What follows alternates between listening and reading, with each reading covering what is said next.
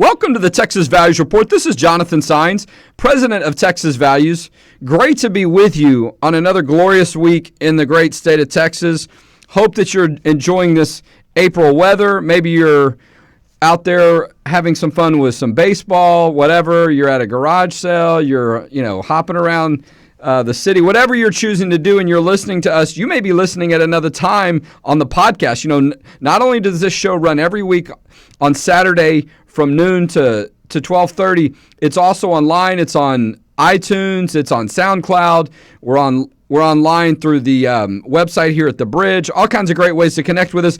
If you've been to the show and heard the show before, we talk about the issues of faith, family, and freedom as they relate directly to Texas. And look, there's no question that Texas has an impact across the country, not just within our state. So it's oftentimes that we'll bring guests in from a national perspective to tell us what's going on the national level and what we should be concerned about on these issues on faith, family, and freedom. And hey, look, when I think about faith, family, and freedom, not only do I think about my organization, Texas Values, I think about Family Research Council, which is where a lot of the ideas and kind of the model of Texas Values came from a national perspective. So we're going to jump right into our first guest and have him come on because he is actually one of the leadership members for Family Research Council. Lieutenant General Jerry Boykin is going to be our guest today. I'm sure you've heard of him. If you haven't, that's okay. That's why it's good to listen to this show. We bring some great guests on. He is a founding member of the Delta Force. He is a world-class expert on leadership and teamwork. He was one of the original members of the Delta Force. He has also commanded this elite warrior group in combat operations. He commanded all of the Army's Green Berets, as well as Special Warfare Center and School. He's got 36 years in the Army. He also served a tour in the CIA. And he is an ordained minister with a passion for leading and spreading the gospel of Jesus Christ, encouraging Christians to become more warriors in God's kingdom. And since 2012, General Boykin has served as the executive vice president of the Washington, D.C. based Family Research Council. General Boykin, welcome to the Texas Values Report.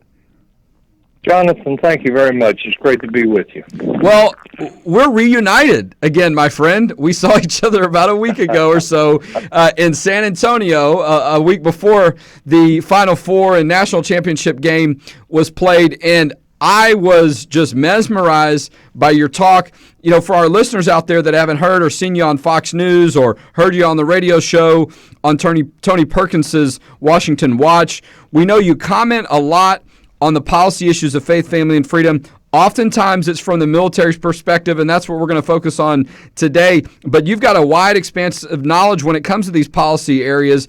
And you talked about, though, some of your experience in San Antonio when we were there a week or so ago about just things where you reflected on your own personal faith and things that have come up as people can imagine when it comes to military service. And one of the things I was excited about, which is not a surprise with someone who's got such a great history in the military, you've also got a Texas connection. You told me at one point you spent time in Fort Hood early in your military career, I imagine. Oh, absolutely. My first assignment as a young second lieutenant right out of Virginia Tech was Fort Hood, Texas. And that was at a time when Fort Hood was built for one division, and they actually had two divisions on that post, so everything was crowded, and of course it was hot, and my wife and I thought, if it's not going to get any better, we're not going to hang around too long. But once we got settled in, and we really came to love and appreciate not only the fort there, but the city of Killeen, so I consider that to be a great experience that we had there in Texas. Well, amen to that. Speaking of your family, General Boykin's family is his wife Ashley, as you heard him mention. He also has 5 children. He's got a growing number of grandchildren, as it's described on his bio. And, look, you care not only about the people in the military and the culture, you've got a family that you support, that you care about. And, that's why so many of us care about what's happening in our culture. And it's no different from you. You're a leader when it comes to these issues. General Boykin is the Wheat Chair for Leadership Studies at Hampton-Sydney College in Virginia.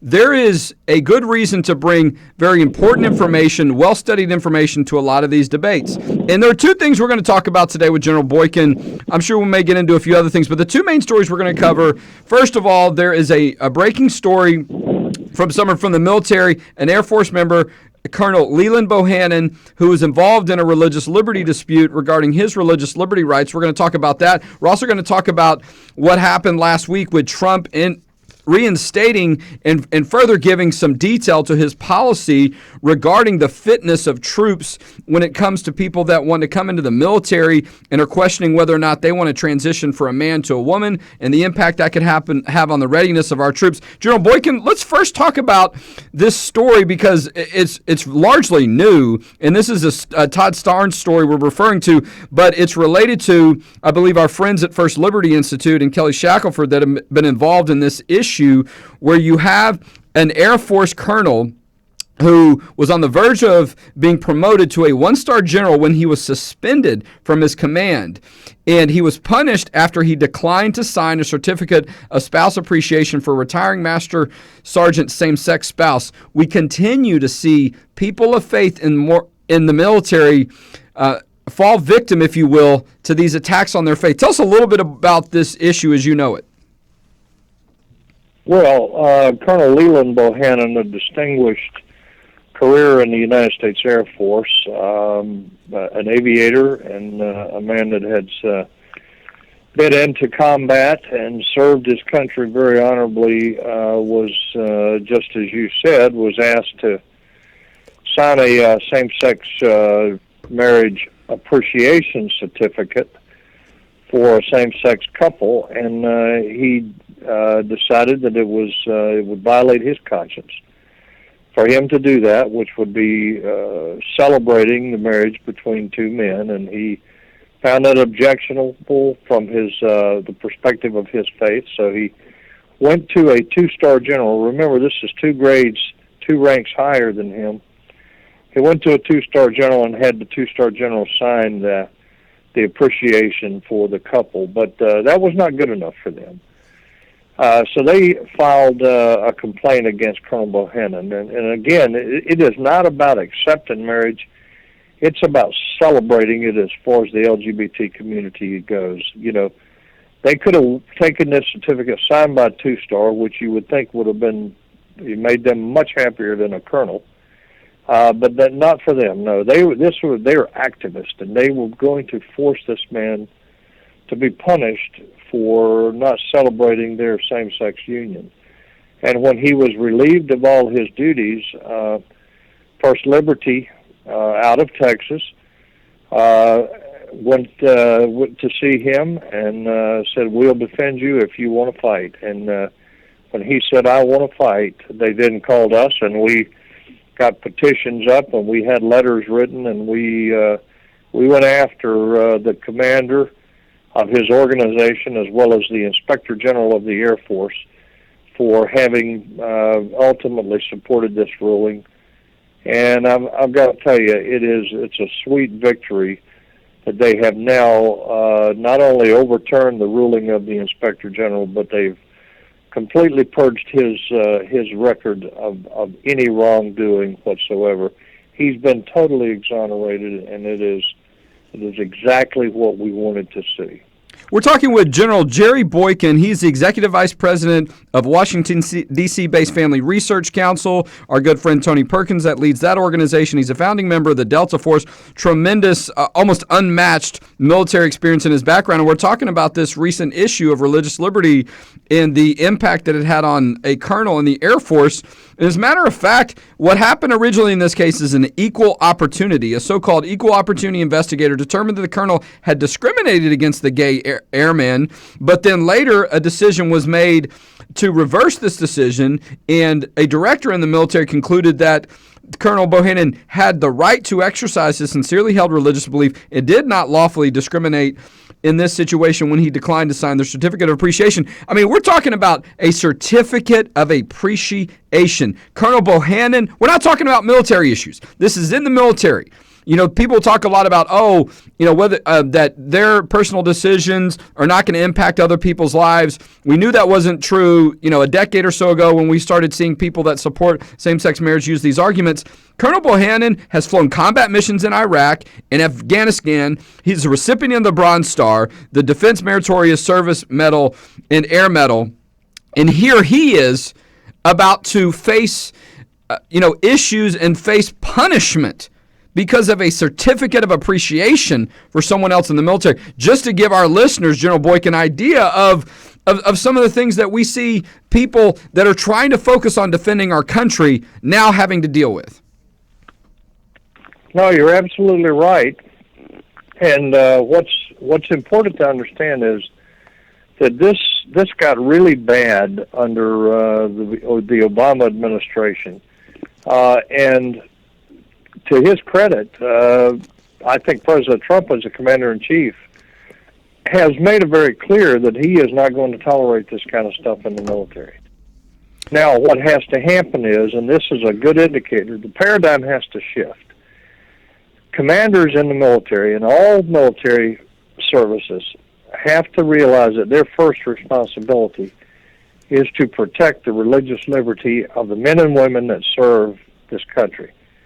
And their first response to a threat of a lawsuit against them or a threat of a complaint being filed against them has to be, no, that's not what's important. What's important is that I protect the religious liberty of my airmen, my soldiers, my sailors, my Marines, or whatever it happens to be.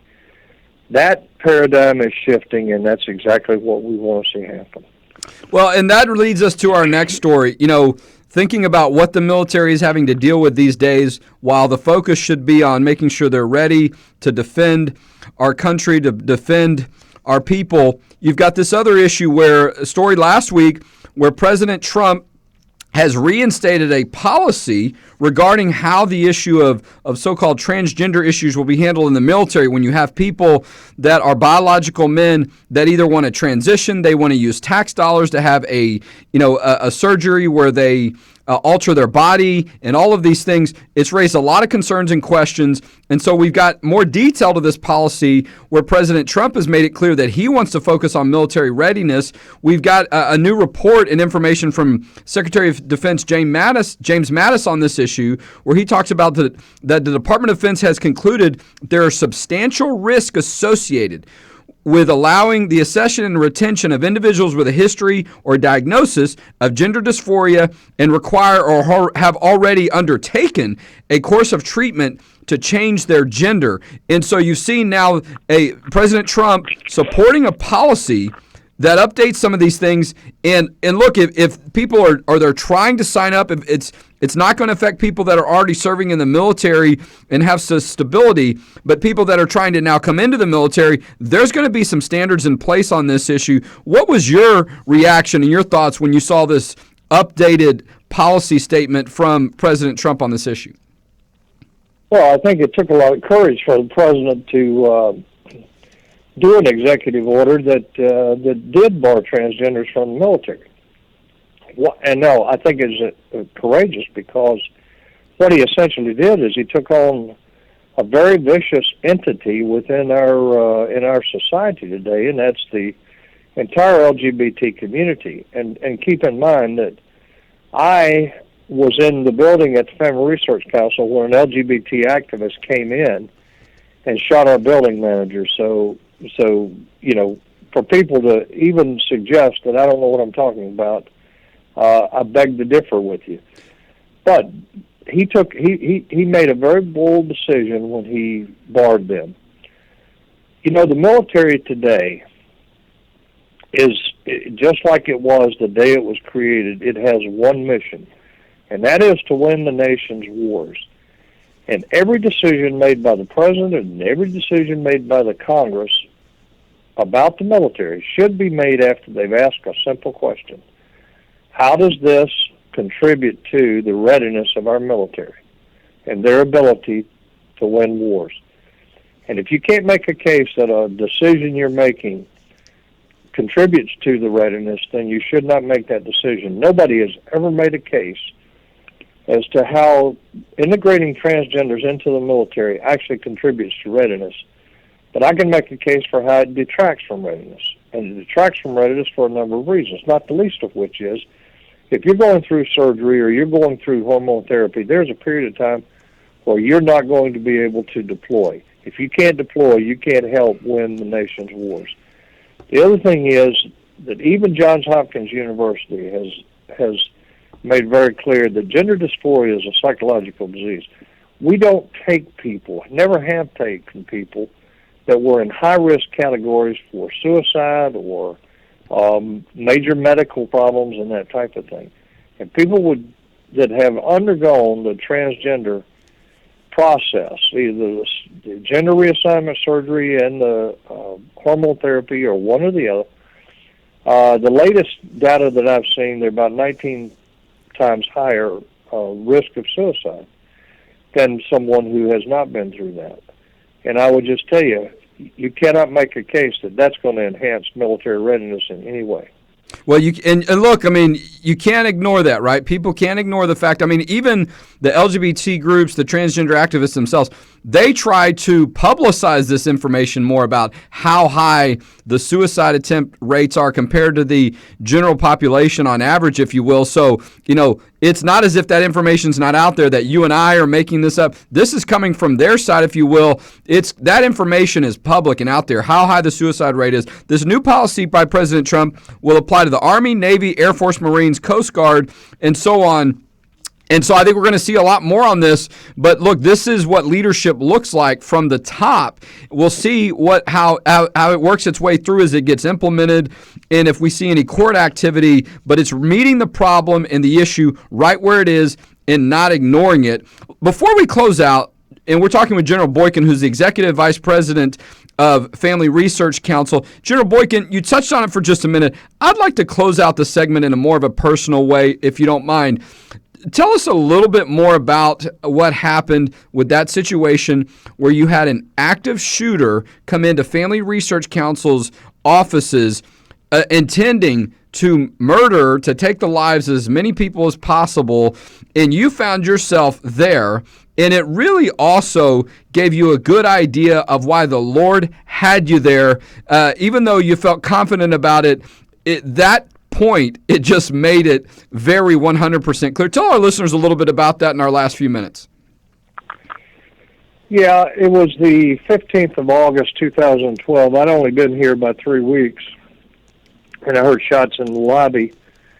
I ran down to the lobby, and there was the building manager with a gaping bullet hole in his arm, and he was down with one knee on the neck of a shooter, and a pistol laying in front of the shooter, and the shooter was an LGBT activist who told the judge that he came in to kill as many of us as possible, and I think Tony Perkins and I were probably his primary targets, but he couldn't get by the building manager. The building manager stopped him, an unarmed building manager. He was not a guard, he was just a building manager, but a very courageous one, and he just he rushed the guy, and the guy shot him in the arm as he rushed him. The guy had a 9mm pistol and 100 rounds of ammunition and 15 Chick-fil-A sandwiches, and he told the judge that he was going to kill as many as possible and rub Chick-fil-A sandwiches in their face. And, of course, that was, right after Dan Cathy had made it very clear that he stood for marriage between a man and a woman, and there had been this big outpouring of support for him through the Chick-fil-A organization. Anyhow, as I ran there and I stood there looking down at what happened, I really felt the Lord speaking to me and assuring me that the times that I should have died in the past in combat and training access and that type of thing, and I wondered why God had saved me, particularly in Mogadishu, Somalia, when the man next to me was killed. And I asked the Lord, why did you take him and not me? And I asked that for a long time. I asked it for a lot of years. Well, the Lord answered my prayer that day as I stood in that lobby, and he said, I spared you for this fight.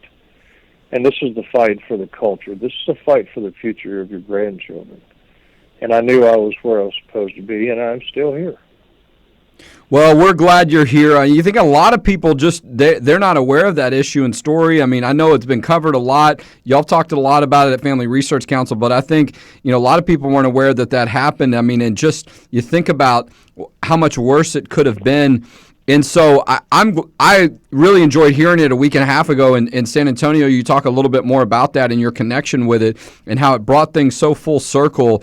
And you think about these different opportunities we have in our lives to continue to serve. I'm thankful that you were able to come onto the show today.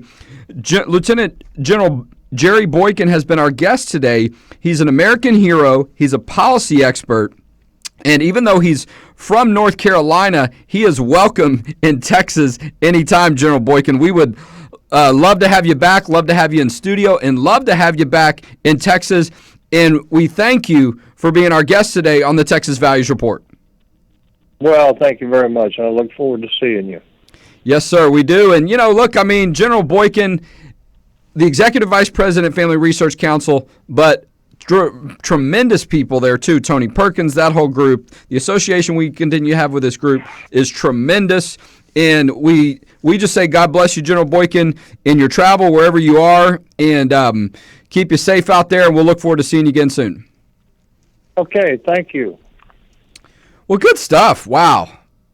Lieutenant General Jerry Boykin, if you haven't seen any of his media interviews, if you haven't seen any of the exchanges he's had on national media, on Fox, on all kinds of cable stations, so on, some great video out there of his debates and his discussions on these policy issues. And when he's got all that military gear on, man, that's hard to argue. I mean, he is authentic. He's for real. I mean, let me make sure I read this right. He was one of the founding members of the Delta Force, okay? If you don't know anything about the Delta Force and some of these military forces, the Green Berets, read up on them. I mean, these guys are for real. I mean, to get through that type of training and then to continue to lead those people, you're talking about an elite group of individuals in that space that they're in. And you look, I mean, there's so many awards that he has. I can't even list them all. They keep going. I'm going to throw in a couple, though. Combat Infantry Badge, Legion of Merit, Ranger Tab, Bronze Star, Purple Heart. So, but, the focus of our time with him was about policy. We could talk about his military history quite a bit. It's certainly relevant. But I'm glad that we were able to bring people like that on who see it. We talked about the issue with the military's dealing with this lieutenant colonel who's having his religious liberty rights. We've had that happen in Texas. As a matter of fact, the city he was in, San Antonio, where he spoke a week and a half ago, there was a member of the military from that community as well that had something similar happen to him. And First Liberty got involved and helped him and got that issue resolved. And so we don't see these issues going away. Unfortunately, we see more of them happening. That's why it's important for you to get engaged. If you're not registered to vote, there's a runoff election happening in Texas. I know there was a lot of attention in March of last month. 2 or 3 weeks ago, big elections, but there are several races that are going to a runoff. Some of them are for Court of Appeals in Central Texas and also in the Dallas area. Some are for State House in San Antonio, also in north of Waco that go east to Corsicana. You've got a race in Washington County in the surrounding areas of Brenham. You've also got a race up in the Dallas area that's a Texas House seat that's going to a runoff. You've got a congressional seat in the Central Texas area, a congressional seat going to a runoff in Houston. A lot of activity, probably some local races that are going to a runoff. So stay engaged and be informed. If you still need to register to vote, if you missed that first cycle and you're new to Texas or you moved or whatever, Still time to register to vote. I believe you have until the third week of April in order to register to vote for the May runoff elections. Early voting starts May 14th. The main election day, I believe, is May 22nd. So you still got time to register to vote and be engaged. And look, there are a lot of these issues that are happening at the state level, some at the federal level, and a lot of discussion about religious liberty. You know, we had a guest on a couple of months ago, Ryan Anderson's got a great book out about the transgender issue, if you will. The title of the book is When Harry Became Sally. Make sure you heard that right. When Harry Became Sally. For some of my older listeners out there, you might think of the movie When Harry Met Sally, kind of a play on words on that. But that's what we see happening. We see men who are changing themselves in a different way and becoming women, as they say. Some of them are not changing their body parts. They're not going through the surgeries. They're just changing their name. And maybe they change some aspect of their appearance or not. There's not any clear standard that you have to follow to consider yourself transgender. It's all about how you identify individually. So a lot of moving parts on these issues that you want to stay up to date with. There's an update on the pro-life issue. You want to check that out at our website, txvalues.org. Also, go to our Facebook page for Texas Values. Look, we're starting a new month. That means we could really use your financial support. We're a 501c3 nonprofit organization. You can give today at txvalues.org. And we'll look forward to having you here next week where we talk about faith, family, and freedom in Texas.